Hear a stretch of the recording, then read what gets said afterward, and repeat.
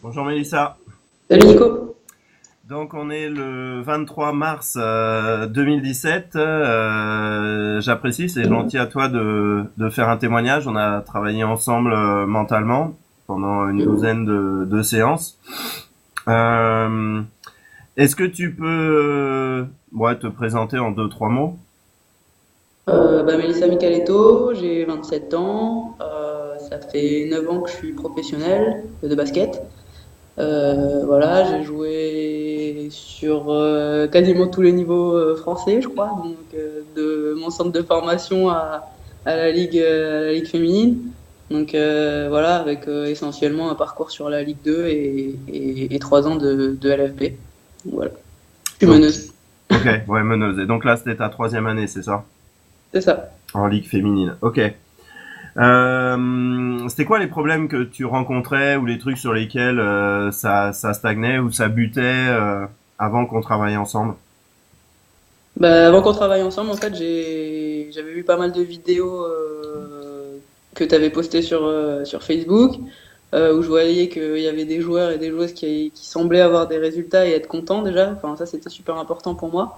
Et j'avais un peu perdu plaisir sur certaines choses. Et techniquement, je pense que j'avais l'impression d'être arrivé au max de ce que je pouvais faire. Et je pense que j'ai fait appel à toi parce que j'avais besoin d'un nouveau souffle, d'avoir des nouveaux axes de travail et de voir comment je pouvais encore améliorer mon jeu, pas forcément que techniquement, je pense qu'il me manquait quelque chose aussi mentalement et j'avais envie de travailler dans cette voie-là en fait. Ouais, ok. Qu'est-ce qui a fait que t'es passé des vidéos à la décision bon bah allez, je vais prendre contact avec ce petit monsieur. Qu'est-ce qui a fait que je suis passé des vidéos bah, je te dis, je pense que c'est surtout de voir que les gens étaient satisfaits et enfin c'était positif en fait. Et du coup, je me suis dit bah tiens, moi aussi j'ai peut-être quelque chose à faire de mon côté et j'ai envie d'être enfin voilà, le basket c'est quelque chose qui me plaît. J'ai envie d'être heureuse dans ce que je fais et de voilà, si je pouvais mettre la performance et en même temps prendre du plaisir dans ce que je faisais, ça m'intéressait. Donc en gros, c'est pour ça que j'ai agi. D'accord, ok. Et à partir de combien de séances t'as pu voir un peu que des choses bougeaient ou qu'il y avait des premiers résultats? Alors les premières séances, je me souviens, elles ont été un peu difficiles pour commencer. Tu m'as pas mal remis en question, enfin fait me remettre en question. Et je pense qu'au bout de ouais, trois séances, trois, quatre séances, je pense que j'ai commencé à accepter déjà, parce que c'est le premier, enfin chez moi c'était le premier truc à faire, à accepter que voilà, il fallait chambouler des choses et coller plus à ce que j'étais moi pour pouvoir avancer. Donc ça, je pense que j'ai vraiment, ouais, j'ai commencé à le réaliser au bout de trois quatre séances. Et après, bah, surtout, enfin, c'est pas forcément pendant les séances, mais surtout sur la réflexion, les semaines qui suivaient nos séances, ou enfin, c'est pas mal de chemin qu'on fait individuellement en fait. Ouais, c'est ça. Ok. Mm. Et donc, bah, le travail mental, il est utile et il peut être utile un peu dans différents domaines. Toi, t'étais plus un peu troisième année de ligue, un peu à buter, un peu sur le même niveau, c'est ça? C'était aussi l'adaptation à cette année, à cet environnement qui était C'est ça, je pense que voilà, j'avais envie de passer, enfin essayer de passer, de me donner les chances de passer un palier supplémentaire. Effectivement, voilà, j'ai fait trois ans où j'étais deuxième meneuse de ligue. Enfin j'aimerais toujours être première meneuse de ligue avec des responsabilités. Voilà, et j'avais envie d'essayer du moins de mettre toutes les chances de mon côté et de rien regretter. Alors après, on sait jamais exactement ce qui peut se passer, tout ne dépend pas que de nous, mais en tout cas, moi j'avais envie de rien avoir à me reprocher en fait. De me dire, bon bah voilà, j'ai fait le travail qu'il fallait, autant techniquement que mentalement. J'ai accepté de changer des choses chez moi et ça c'était important. ah oui, c'est ça. Ok, donc il y avait vraiment une forte détermination quand même de pas avoir de regrets à la fin de la carrière. C'est ça. J'adore entendre ça. Bon, bah tu vas nous en dire plus. Alors, quels ont été en gros les bénéfices, éventuellement les principaux, mais bon, au moins les bénéfices globalement. Bah déjà, déterminer un axe de travail qui m'est propre, ça je pense que c'était ultra important et je pense que c'est quelque chose qui n'a pas été fait suffisamment tôt.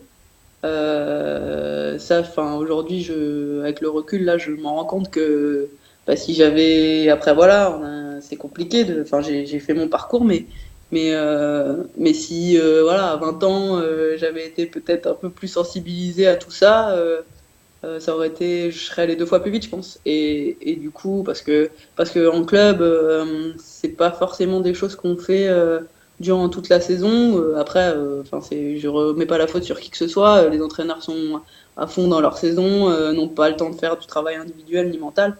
Donc voilà. Et du coup, ça a été ultra, ultra bénéfique pour moi parce qu'aujourd'hui, voilà, je sais quelles sont mes qualités.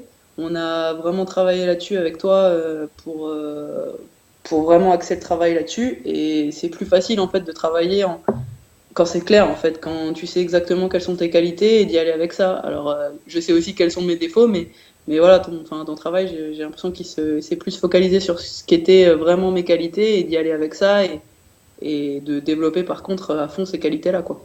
Ok, ok, ouais, c'est ça. C'est cet axe un peu pas toujours facile à cerner sur un peu notre originalité. Qu'est-ce qu'on a de bien? On a tous quelque chose de bien et qu'est-ce qui est vraiment différent qu'on n'ose pas reconnaître et affirmer. Mhm, c'est Ok, vrai. ok. Et donc du coup, ça a été quoi les conséquences de trouver ce que tu appelles ton axe de travail? Les conséquences, bah, déjà, je prends plus de plaisir. Déjà, ça, c'est un gros point important. Ok, Parce que voilà, bah, parce que je colle plus à ce que je suis. Voilà, moi, j'aime l'originalité, la créativité. Voilà, du coup, j'essaye de vraiment être efficace et en même temps me faire plaisir. Donc, dans cette créativité, donc c'est-à-dire trouver par exemple là, basketement parlant, trouver des moves qui me correspondent et qui sont pas que tout le monde ne fait pas en fait, que tout le monde n'a pas envie de faire, que tout le monde ne peut peut-être pas faire. Voilà, donc et ça toujours par rapport à mes qualités. Donc ça, c'est vraiment les conséquences aujourd'hui. Je le ressens sur le terrain. Je m'autorise beaucoup plus de choses, que ça marche ou que ça marche pas d'ailleurs. Mais pour que ça marche, j'ai compris qu'aujourd'hui, il fallait quand même que je jette 2, 3 ballons dans les tribunes. Donc, une fois de temps donc en voilà. temps, quoi. Voilà. Et voilà, et ça, c'était super, super important. Et ça m'a permis de me lâcher. Et ensuite, le plaisir est arrivé direct, quoi. Ouais, c'est ça. Donc si on résume un peu, puis tu me reprends si ce que je dis, il y a des carabistouilles, mais c'est plus de clarté vis-à-vis de toi et de tes points forts, sans oublier, on va dire, les points à travailler. Mm. Du coup, de cette clarté, comme tu vois plus clair, tu as plus d'énergie, on va dire, plus de puissance à t'autoriser à prendre des risques, surtout toi qui es plus sur un versant créatif que, on va dire, meneuse, dont le talent serait vraiment d'organiser. Mhm. Le talent prioritaire. Donc du coup, tu t'es plus autorisé à jouer ton jeu, à mettre de la créativité, à prendre comment. Ouais, c'est ça, et jusqu'à mieux sentir les risques que tu dois prendre et jusqu'où tu peux en prendre, c'est ça? C'est ça. Bon, après ça, j'y travaille encore actuellement Ah parce oui. que après, parce que ça, c'est quelque chose qui m'est propre à moi. Mais après, effectivement, au basket, bon, tu peux pas prendre des risques tout le temps et par rapport au moment chaud et dans ton équipe et par rapport à la volonté de l'entraîneur. Enfin, tout ça, c'est quelque chose qu'après, il faut vraiment mettre en place. Mais en tout cas, me concernant, voilà, ça, je l'ai vraiment fixé dans le sens où même dans le travail individuel, j'ai complètement changé ma manière de travailler. Voilà, quand j'arrive avant l'entraînement, 15 minutes avant, une demi-heure avant, je sais sur quoi je travaille. Je sais, voilà, j'axe mes trucs sur vraiment mes qualités propres à moi. Et après, une fois que l'entraînement commence, ça vient ou ça vient pas dans le jeu, mais en général, quand tu travailles sur quelque chose, en général, tu le mets à profit de l'équipe ensuite. Donc, Ouais, et donc ça, c'est quelque chose qui vient petit à petit. J'ai envie de dire ça, ça n'a pas changé du jour au lendemain, mais en tout cas, le travail est en marche et je sens qu'il y a des choses qui changent. ouais, c'est ça. C'est intéressant ce que tu nous dis parce que du coup, c'est très concret, tu vois. C'est-à-dire le travail mental, quand on connaît pas les gens ou les méthodes, on peut avoir tendance à penser que ça va être de la relaxation ou des choses comme ça. Alors qu'en Mm. fait, là, du coup, tu vois plus clair sur ton jeu, bah, en match, mais aussi du coup dans tes habitudes où tu vois mieux ce que tu dois privilégier, augmenter et jouer, enfin, et travailler vraiment dans tes habitudes, quoi, avant l'entraînement, pendant les matchs et après, quoi. C'est ça. Et ça, c'était pas suffisamment clair pour moi avant. Enfin, en gros, avant, je sais que j'arrivais à l'entraînement et ben, je savais qu'il fallait travailler parce que voilà, sans Mm, travail, on n'arrive à rien. mm. Mais vraiment, quoi précisément pour m'améliorer moi individuellement, ça, le travail mental avec toi m'a apporté beaucoup de précision et beaucoup de clarté. Ouais, c'est ça. Ouais, ok.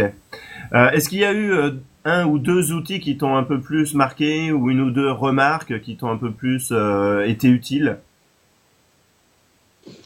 Comme ça, un ou deux trucs vraiment qui sortent du lot, non, parce que le travail, enfin, je l'ai vraiment pris dans sa globalité.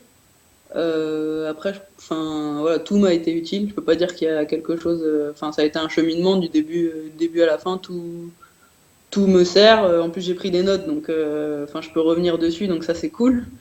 Ça m'arrive régulièrement de me remettre à lire ce qu'on a travaillé pour me rappeler que voilà, à un moment j'étais un peu moins bien et qu'on a travaillé sur des axes et que du coup je reprends ces axes-là et ça me permet de me remettre vraiment la tête à l'endroit et de me dire ok, t'en étais là, mais retombe pas dans tes travers.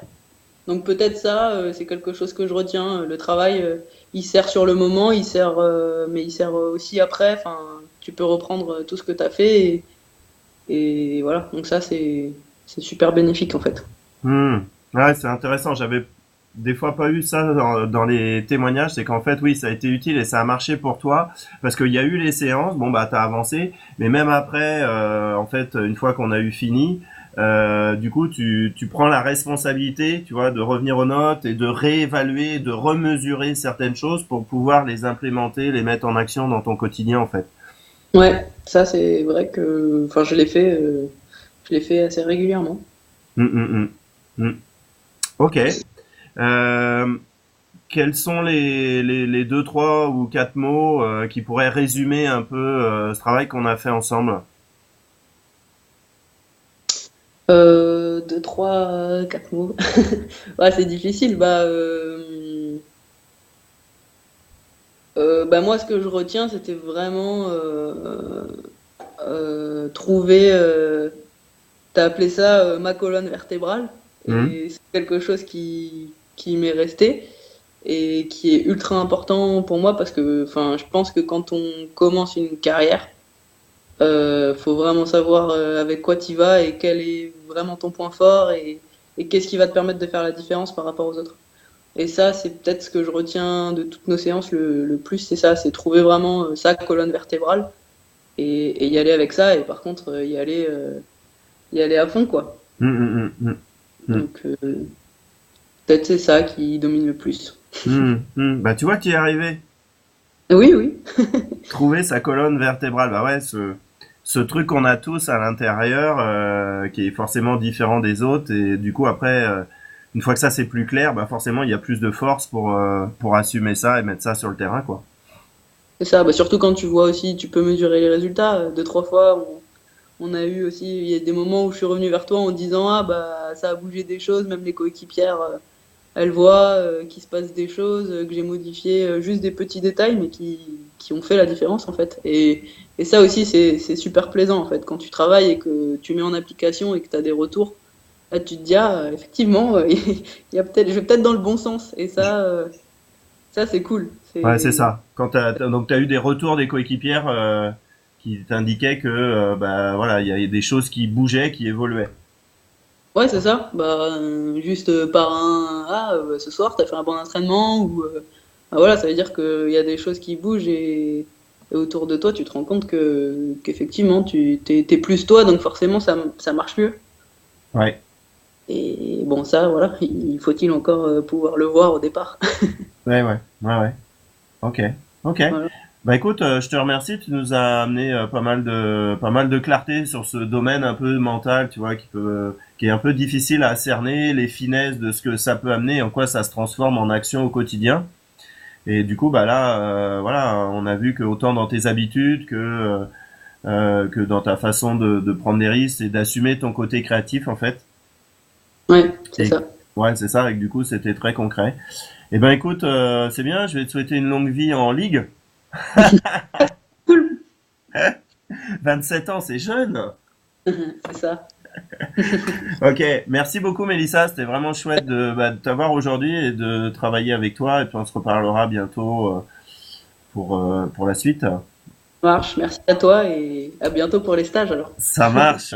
Merci Ciao, Mélissa, au ciao. revoir.